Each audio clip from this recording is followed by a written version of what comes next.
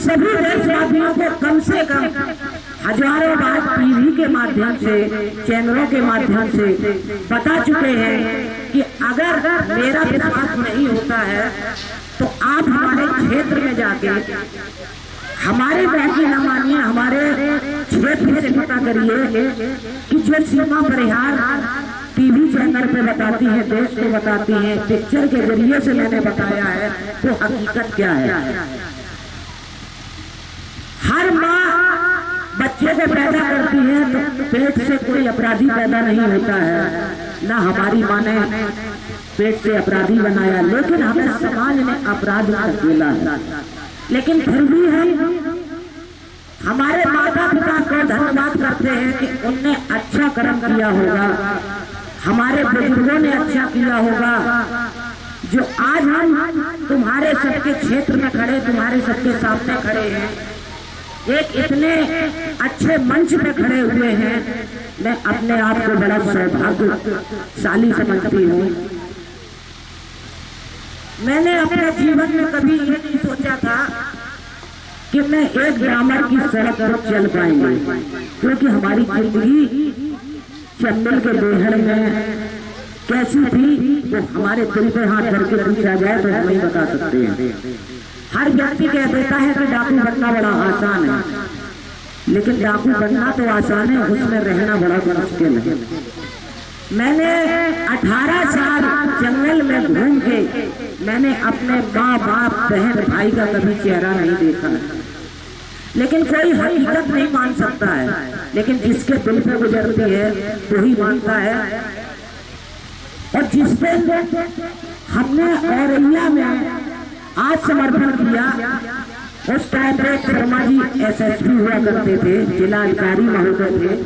उनसे मैंने कहा कि हमारी मम्मी पापा को बुला दीजिए। मैं न्यायालय में बैठे हुए थे तो पूरा प्रशासन 4 गाड़ियां भेज के हमारे मम्मी पापा को लेने गए। तो मम्मी हमारी ने ये जवाब दिया, पिताजी हमारे तैयार हो गए आने के लिए कि हम ऐसी लड़की का मुंह नहीं देखेंगे। इसके कारण हमें बहुत दुख मिले, हमें बहुत झूठ बोलने पड़ा, हमें जेल में जाना पड़ा। फिर वहां पर जिला अधिकारी महोदय ने बहुत कुछ समझाया हमारी मम्मी को, बोले कि तुम्हारी लड़की ने सब कुछ त्याग के एक अच्छे रास्ते पर चलने का निर्णय लिया है, तो आज तुम्हारी लड़की अपराधी नहीं है। अपराधी वो माना जाता है अपराध करके, और एक बार अगर माफी ना मांगे तो वो अपराध कहते हैं। तो उसके बाद में मैंने 18 साल के बाद में अपनी मम्मी का मुंह देखा था। तो हमारी मम्मी हमसे खुद डर रही थी, ये डर रही थी कि कहीं हम इससे मिलने तो आए, दोबारा हमें पुलिस पर पकड़ के जेल में ना करें। तो हमने अपनी मम्मी से कहा, हमने की मम्मी अब आपको पुलिस नहीं परेशान करेगी, अब हम खुद जेल के अंदर जा रहे हैं। और भाई लोग, मैंने 3 साल 3 महीने जेल काटी, लेकिन हमें ये लगता कि मैंने 2 दिन, क्योंकि हमें पूरा आला अधिकारी इतने अच्छे मिले थे जेल के टाइम पे कि हमें यही नहीं लगा कि मैं जेल में है कि घर में। जब मैं जेल से बाहर निकल के आई, लेकिन फिर भी कुछ दरिंदों ने और कुछ हमारे पुलिस प्रशासन ने फिर जीने का सहारा था वो भी छीन लिया। 2006 में हमारे भाई का एनकाउंटर गाजियाबाद कराया था 4 अक्टूबर को। आप लोगों ने सभी ने टीवी चैनल के द्वारा सुना होगा, लेकिन हमें फिर भी मालूम नहीं पड़ा था कि मेरे भाई का एनकाउंटर हो गया। मैंने 5 तारीख को जाना, तब मैं जाके 1:30 बजे रात के मैं पहली बार गाजियाबाद में पहुंचे थे। हमें यही पता नहीं था कि गाजियाबाद है कहाँ पर। और पुलिस वालों ने 1:30 बजे हमें शमशान घाट पर खड़ा किया था। जब मैंने शमशान घाट पर देखा तो वहाँ 65 पट्टी जल रही थी, तो मेरे अंदर ये हुआ कि मेरे भाई की पट्टी जला दी गई है। और एक अधिकारी वहाँ पे बात करता जाए, मेरे पे पहुँचने में 5 मिनट नहीं भाई, कम से कम 2000 पुलिस वाले इकट्ठे। वहाँ पर दिल्ली, नोएडा, गाजियाबाद की सभी मीडिया लगी हुई थी। वो हमसे बोले कि सीमा जी हम आपके इंटरव्यू के लिए खड़े हैं, 1:30-2 रात के बज रहे हैं। एक अधिकारी कहता है कि सीमा पर यार अगर मीडिया को पुलिस के खिलाफ अगर बयान करती है तो उसको भी गोली मार दो। भाई मेरे मैं जब तक जिंदा रहेंगे नहीं भूलेंगे, क्योंकि उस टाइम पे हमारी उम्र के ज्यादा थे। हमारे संग में जो 4 बच्चे थे मात्र 18 और 17 साल की उम्र के थे, तो वो लड़का कांप रहे थे। जब वो लड़का कांप रहे थे मैंने उनसे कहा कि बेटा जिस तरीके से हम लेके आए उसी तरीके से घर ले जाएंगे। तो मैंने मीडिया वाले को ये कहा कि भैया पहले मिट्टी तो मिलने दो, उसके बाद में हम आपको इंटरव्यू दिए। पूरा लिखा पड़ी हमें शमशान घाट पर करा ली मेरे हाथ से। मैं जेल लोग गए थे, पुलिस वालों ने दस्तखत ले ली। जब हमने उनसे दस्तखत मांगे तो उनने हमें इतनी बड़ी चिट नहीं दी। फिर हमें 2.5 किलोमीटर फिर पीछे को लौटा गया तो चीन घर में हमारे भाई की यहाँ से लेकर यहाँ तक मिट्टी पड़ी थी। मैंने खड़े होकर अपने भाई की मिट्टी में टाके लगवाए। टाके लगवा के एक पुलिस वाला खड़ा था, 3 फूल लगाए था। उससे मैंने कहा कि मेरे को मिट्टी बहुत दूर ले जाना है तो भैया हमें कोई पॉलीथिन वगैरह दो। तो एक उसने 2 मिनट की हमें पॉलीथिन दी। मैं भैया को लेके आए, मैं घर पहुंची तो बेटो मैं जिंदगी में कभी नहीं भूल सकती। आज हमारे जो भाई कहते हैं आज बहन जी सीमा पर यार चैनल में चल रही है, मैं खुद का एक यूट्यूब चैनल चलाती हूँ, क्योंकि अगर परिवार पालना है तो कुछ करना पड़ेगा। क्योंकि हमारे पिताजी की खेती नहीं है, न कोई बिजनेस धंधे है, बच्चा अभी छोटे हैं, तो भाई कुछ न कुछ तो हमें करना पड़ेगा। क्योंकि हम अगर किसी की नौकरी मांगने जाएंगे तो कोई हमें नौकरी नहीं देगा। और लेकिन हम सभी आप लोगों का धन्यवाद करते हैं कि आज हमें जो मौका मिला है। मैं 2006 से खुर्जा क्षेत्र में आती ब्लॉक में, लेकिन ऐसे स्थल पर मैं पहली बार आई हूँ और मैंने अपनी पूरी दास्तान आप लोगों को बताई है। मैं तुम्हारे किसान यूनियन में भी भाग लेते हैं, लेकिन कुछ कारणवश मैं अभी तुम्हारे ये धरना प्रदर्शन में नहीं आई हूँ। नहीं वैसे हम तुम्हारे गौतम जी के साथ में किसान यूनियन में काफी दिनों से हूँ और मैं ये चाहते हैं कि अब जो जीवन बचा है वो देश की सेवा में चला जाए तो बहुत अच्छी बात है। मैंने अपनी सभी जीवन की दास्तान बताई है और प्रभु से यही प्रार्थना करते हैं कि हमसे कुछ ऐसा अनहित ना हो जो हमारे समाज को, जो हमारे परिवार को कभी सर नीचा करने पड़े। लेकिन एक बात जरूर कहते हैं, हमें हमारी बेटियों ने कहा था कि दुश्मन बहुत से दुश्मन है, लेकिन हम फिर भी एक कहते हैं कि शेर के पन्नों से जंजीर खींच ले और शिकारी के हाथ से शमशीर छीन ले, और है किसी के रंगों में खून जो हमारा कश्मीर छीन ले। मैं किसी को ताकत नहीं समझते हैं कि हमारे हिंदुस्तानियों से जो हमारा देश छीन लेंगे। जिस दिन देश में पूरा कब्जा करेंगे, हम तो ये भी प्रधानमंत्री से कहते हैं कि हमारे वीर भाई तो सेना में लगे हैं, लेकिन किसी चीज से भिड़ंतना कर नहीं है। कभी अगर कर करके देखो तो भिड़ंतना को आगे करके देख ले। अगर हमारे भाई 2 कदम उठाते तो मैं 4 कदम उठाने को तैयार है। जय हिंद, जय भारत। जाता था 18 साल तक बिहारों में रही हैं डकैतों के साथ, लेकिन जिसने 18 वर्ष की उम्र तक अपने माँ बहन भाई को छोड़ा हो, ये पीड़ा यही समझ सकती हैं। डिसीजन लिया,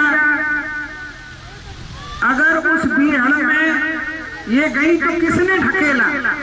हमारे समाज ने ढकेला, हमारे लोगों ने ढकेला।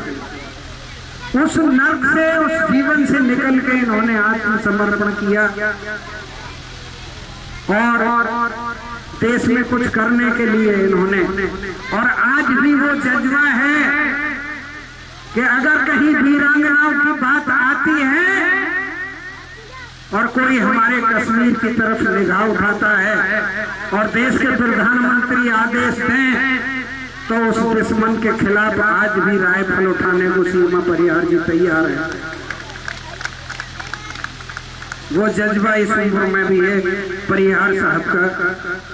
मैं ऐसी बहन को बार बार इस मंच से नमन करता हूँ आपके विचारों को, क्योंकि आदमी जब इरादा बना लेता है, आदमी चाहे तो दुनिया की तकदीर बदल सकता है, आदमी चाहे तो दुनिया की तस्वीर बदल सकता है। आदमी सोच तो ले उसका इरादा क्या है। एक हसरत थी मुझे आंचल का प्यार मिले, मैंने मंजिल को तलाशा मुझे बाजार मिले, जिंदगी तू ही बता तेरा इरादा क्या। जिंदगी को भी चैलेंज किया है इन्होंने, सब कुछ अपने जीवन में देखा है। अब डॉक्टर चंद्रमणि ब्रह्मदत्त जी आगामी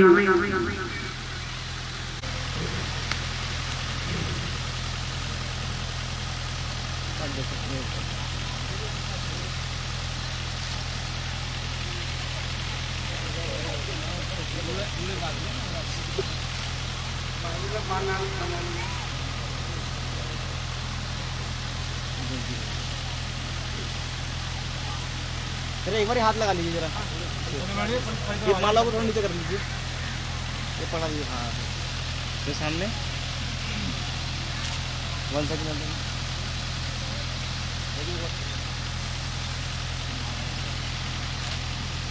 ये समस्त ग्राम धराओं की तरफ से दाताराम जी की, मैडम जी, गौतम जी के परिवार की तरफ से सम्मानित किया गया सीमा परिहार जी को।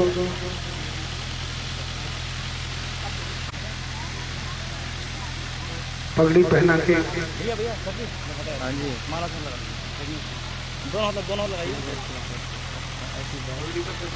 आ जाओ आ जाओ आ जाओ आ जाओ। इसके बाद कैलाश गौतम जी भागवल देखिए देखिए, अरे पवन भाई जो सामाजिक न्याय कल्याण समिति दाताराम जी, जो शहीद दाताराम सेवा दल के राष्ट्रीय अध्यक्ष हैं, और दाताराम चौक जो बना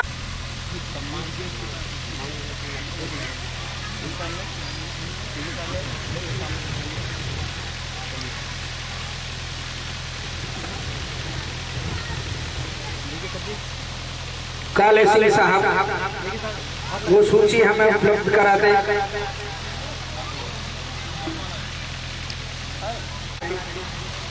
देखिए सामने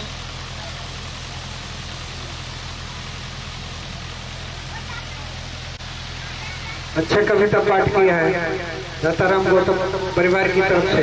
माला पहना के मंच पर स्वागत सम्मान हुक्म सिंह साहब।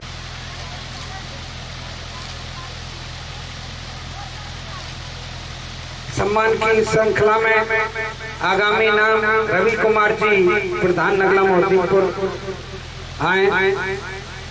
डॉक्टर साहब उनका माला पहना कर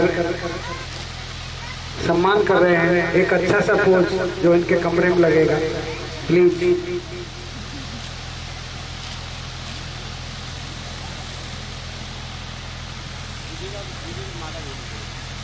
हाँ, सीमा परिहार को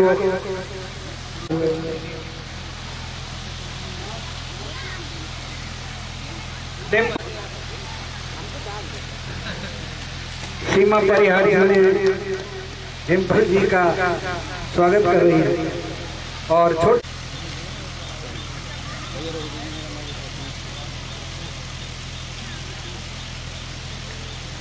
वरिष्ठ कार्यकर्ता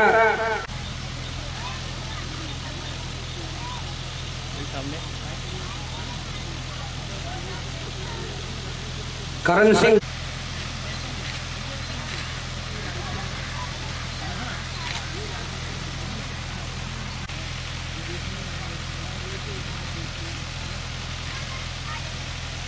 पीयूष गौतम साहब, राष्ट्रीय अध्यक्ष गौतम